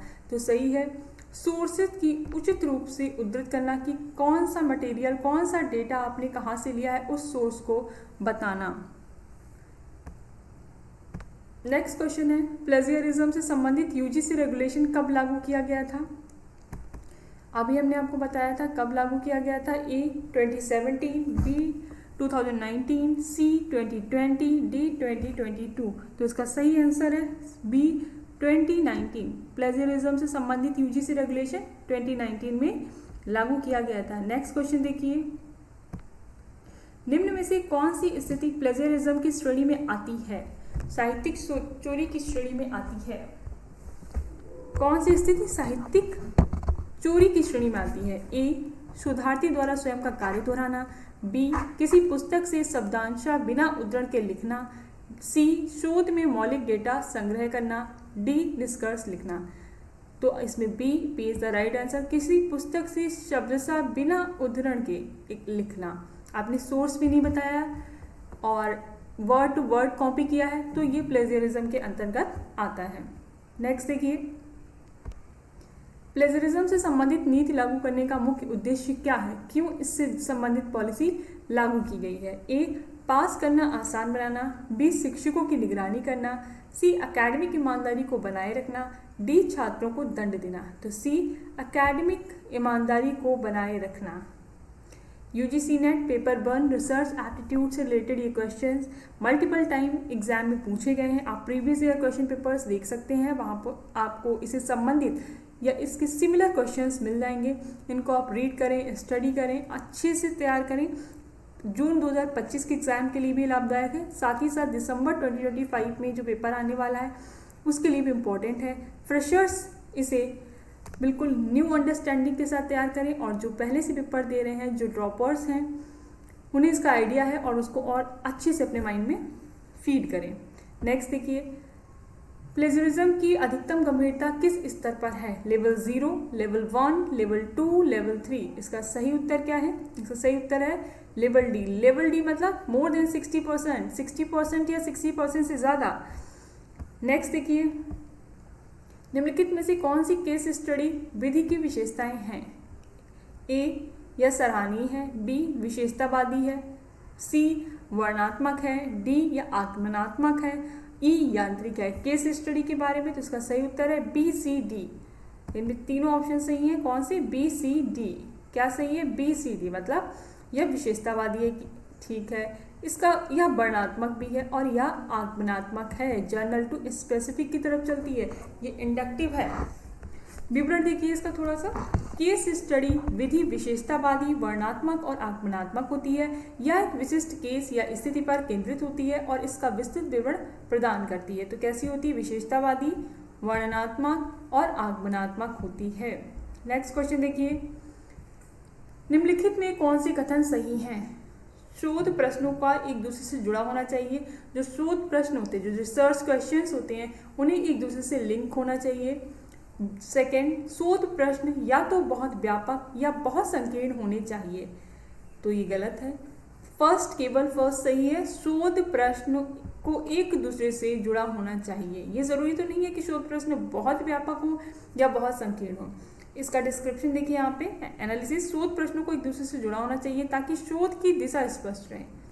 क्यों ऐसा होना चाहिए? ताकि शोध की दिशा स्पष्ट रहे, हमें पता हो कि हम किस डायरेक्शन में रिसर्च कर रहे हैं। बहुत व्यापक या बहुत संकीर्ण प्रश्न शोध को जटिल बना सकते हैं। नेक्स्ट क्वेश्चन देखिए, यदि शोध बहुत छोटे बच्चों या स्पष्ट रूप से अभिव्यक्त नहीं कर सकने वाले व्यक्तियों पर किया जा रहा है तो कौन सी विधि उपयुक्त होगी? ए, प्रयोग विधि, बी, सर्वेक्षण विधि, सी, प्रेक्षण विधि, डी, केस हिस्ट्री। तो इसमें हम प्रेक्षण विधि का प्रयोग करेंगे अगर बहुत ही छोटे बच्चों पर किया जा रहा है। ऐसे मामलों की प्रेक्षण विधि उपयुक्त होती है। कारण इसका क्योंकि शोधकर्ता के प्रतिभागियों के व्यवहार का प्रत्यक्ष अवलोकन करने की अनुमति होती है। हम बच्चों की बिहेवियर को प्रत्यक्ष रूप से स्टडी कर रहे होते हैं। नेक्स्ट क्वेश्चन देखिए आपका क्या है। नेक्स्ट क्वेश्चन है आपका शोध के चरण। अभी हम यहाँ पे स्टेजेस देखेंगे कि कितने स्टेजेस और क्या क्या स्टेजेस में स्टेप्स हैं वो देखेंगे। शोध के स्टेजेस क्या है उससे रिलेटेड क्रोनोलॉजिकल ऑर्डर आ रहा है, पहले क्या आएगा उसके बाद क्या आता है फिर क्या आता है। तो देखिए हमारा क्वेश्चन क्या कह रहा है, शोध के चरणों का सही क्रम क्या है। ए विषय का चयन, साहित्य समीक्षा, डेटा संग्रह, निष्कर्षों की व्याख्या। बी साहित्य समीक्षा, विषय का चयन, डेटा संग्रह, निष्कर्षों की व्याख्या। सी विषय का चयन, डेटा संग्रहण, साहित्य समीक्षा, निष्कर्षों की व्याख्या। डी विषय का चयन, साहित्य समीक्षा, निष्कर्षों की व्याख्या और डेटा संग्रहण। इसका सही उत्तर है ए मतलब विषय का चयन, साहित्य समीक्षा, डेटा संग्रहण, निष्कर्षों की व्याख्या। इसका सही उत्तर क्या है ए है। इसमें पहले विषय का चयन करेंगे, फिर साहित्य समीक्षा, फिर डेटा संग्रहण और फिर निष्कर्षों की व्याख्या करते हैं। उत्तर ए सही है। विवरण शोध प्रक्रिया में पहले विषय का चयन किया जाता है, फिर संबंधित साहित्य की समीक्षा, उसके बाद डेटा का संग्रहण और अंत में निष्कर्षों की व्याख्या की जाती है। हमारा नेक्स्ट क्वेश्चन है, एम्पिरिकल रिसर्च का मुख्य उद्देश्य क्या है। एम्पिरिकल रिसर्च का मुख्य उद्देश्य क्या है।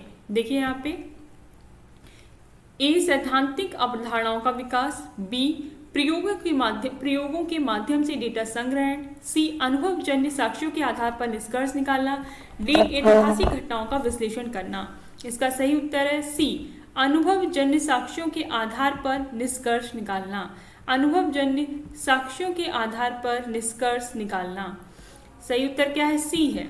शोध एम्पिरिकल में क्या किया जाता है, अनुभवजन्य साक्ष्यों के आधार पर निष्कर्ष निकाला जाता है जो सत्यापन योग्य होती हैं। हमारा नेक्स्ट क्वेश्चन क्या है, एक्शन रिसर्च का मुख्य उद्देश्य क्या होता है। एक्शन रिसर्च का मुख्य उद्देश्य क्या होता है। ए मौलिक सिद्धांतों का विकास करना, बी किसी समस्या को तत्काल समाधान करना, सी ऐतिहासिक घटनाओं का अध्ययन करना, डी सांख्यिकी मॉडल का निर्माण करना। तो इसका सही उत्तर है बी किसी समस्या का तत्काल समाधान करना। एक्शन रिसर्च में आता है किसी समस्या का तत्काल समाधान करना। नेक्स्ट क्वेश्चन देखिए, निम्नलिखित में से कौन सी विधि में शोधकर्ता स्वतंत्र चर को नियंत्रित नहीं कर सकता। ऐसा कौन सा मेथड है जिसमें शोधकर्ता स्वतंत्र चर जो इंडिपेंडेंट वेरिएबल है उसको कंट्रोल नहीं कर सकता है। ए प्रायोगिक शोध, बी पूर्व घटनात्मक शोध जो पहले हो चुकी है घटना, सी वर्णनात्मक शोध, डी केस स्टडी। तो इसका सही उत्तर है पूर्व घटनात्मक शोध। देखिए पूर्व घटनात्मक शोध में शोधकर्ता स्वतंत्र चर को नियंत्रित नहीं कर सकता क्योंकि घटनाएं पहले ही घट चुकी होती हैं। हमारा नेक्स्ट क्वेश्चन है, डिकंस्ट्रक्शन विधि का उपयोग किस क्षेत्र में अधिक होता है। ए भौतिक विज्ञान, बी अनुप्रयुक्त विज्ञान, सी साहित्यिक विज्ञान, डी साहित्य। तो इसका सही उत्तर है डी लिटरेचर में डिकंस्ट्रक्शन मेथड का यूज सबसे ज्यादा होता है। डी साहित्य। डिकंस्ट्रक्शन एक साहित्यिक विश्लेषण की विधि है जिसका उपयोग साहित्यिक ग्रंथों की गहन व्याख्या में किया जाता है। हमारा नेक्स्ट क्वेश्चन देखिए क्या है, रिसर्च मैथोडोलॉजी शब्द का सही अर्थ क्या है। रिसर्च मैथोडोलॉजी शब्द का सही अर्थ, ए डेटा संग्रहण और विश्लेषण की विधियां, बी शोध रिपोर्ट लिखने के नियम, सी अध्ययन और विश्लेषण की विशिष्ट विधियां, डी डेटा संग्रहण विश्लेषण और व्याख्या के सैद्धांतिक प्रतिमान। तो इसका सही उत्तर है रिसर्च मैथोडोलॉजी, डी डेटा संग्रहण विश्लेषण और व्याख्या के सैद्धांतिक प्रतिमान। इसका सही उत्तर है। नेक्स्ट क्वेश्चन देखिए, गुणात्मक शोध क्वालिटेटिव रिसर्च। आप दो तरीके की रिसर्च पढ़ते हैं, क्वालिटेटिव रिसर्च और क्वांटिटेटिव रिसर्च। तो हम यहाँ पे बात कर रहे हैं गुणात्मक शोध का उद्देश्य क्या है। क्वालिटेटिव गुणात्मक या गुण जो है वो क्वालिटी से रिलेटेड है। गुणात्मक शोध का उद्देश्य क्या है। ए संख्यात्मक डेटा प्राप्त करना, बी मानवीय अनुभवों की गहराई से समझ, सी प्रयोग करना, डी आंकड़ों का सांख्यिकीय विश्लेषण। तो गुणात्मक शोध के अंतर्गत इसका सही उत्तर है बी मानवीय अनुभवों की गहराई से समझ।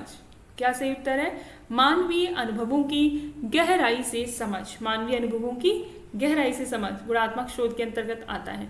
हमारा नेक्स्ट क्वेश्चन देखिए क्या है, निम्नलिखित में से कौन सी विधि मात्रात्मक शोध से संबंधित नहीं है। अब हम क्वांटिटेटिव मेथड पे आ गए। कौन सी विधि मात्रात्मक शोध से संबंधित नहीं है।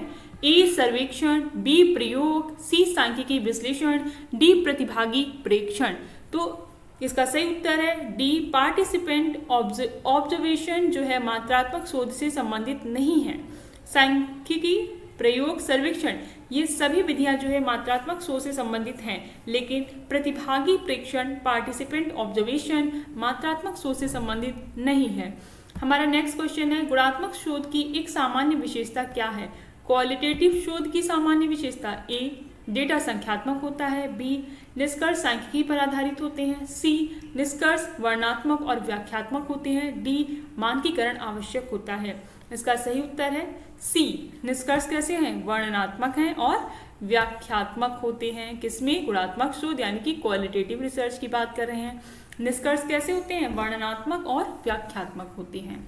नेक्स्ट देखिए, निम्नलिखित में से कौन सी तकनीकी गुणात्मक शोध में प्रयुक्त होती है? कौन सी टेक्निक हम यूज करते हैं? ए साक्षात्कार, बी प्रश्नावली, सी गणना, डी परीक्षण। तो इसका सही उत्तर है साक्षात्कार। साक्षात्कार जो है गुणात्मक शोध के अंतर्गत प्रयोग किया जाता है, प्रयुक्त होता है। कौन सा सही है? साक्षात्कार, गुणात्मक शोध यानी कि क्वालिटेटिव रिसर्च। हमारा नेक्स्ट क्वेश्चन है, मात्रात्मक शोध में प्रयुक्त प्रमुख उपकरण क्या होते हैं? क्वांटिटेटिव रिसर्च में प्रयुक्त प्रमुख उपकरण क्या होते हैं? ए साक्षात्कार और केस स्टडी, बी परीक्षण और सांस्कृतिक अध्ययन, सी परीक्षण और प्रश्नावली, डी फील्ड नोट्स और वार्तालाप। इसका सही उत्तर है सी परीक्षण और प्रश्नावली। मात्रात्मक शोध में परीक्षण और प्रश्नावली जो है प्रयोग किए जाते हैं क्वांटिटेटिव रिसर्च में। नेक्स्ट क्वेश्चन देखिए, यदि कोई शोधकर्ता सांख्यिकी विधियों द्वारा किसी परिकल्पना का परीक्षण कर रहा है तो वह किस प्रकार का शोध है?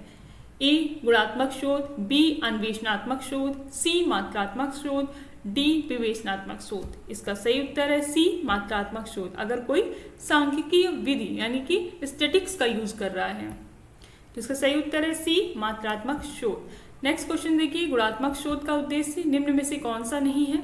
ए सामाजिक घटनाओं की व्याख्या करना, बी आंकड़ों का विश्लेषण करना, सी सांस्कृतिक व्यवहार को समझना, डी किसी समूह का अनुभव जानना।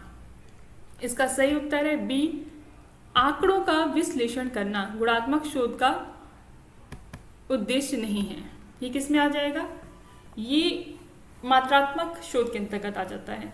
तो यूजीसी नेट रिसर्च पेपर 1 से जुड़े ये जो मोस्ट इंपॉर्टेंट क्वेश्चंस हैं वो हमने आपको यहाँ पे अभी टैकल करवाए हैं। उम्मीद करते हैं आपको काफ़ी ज़्यादा पसंद आ रहे होंगे। अगर आपको क्वेश्चंस पसंद आ रहे हैं तो आप चैनल को लाइक करें, सब्सक्राइब करें और चैनल से जुड़े रहें।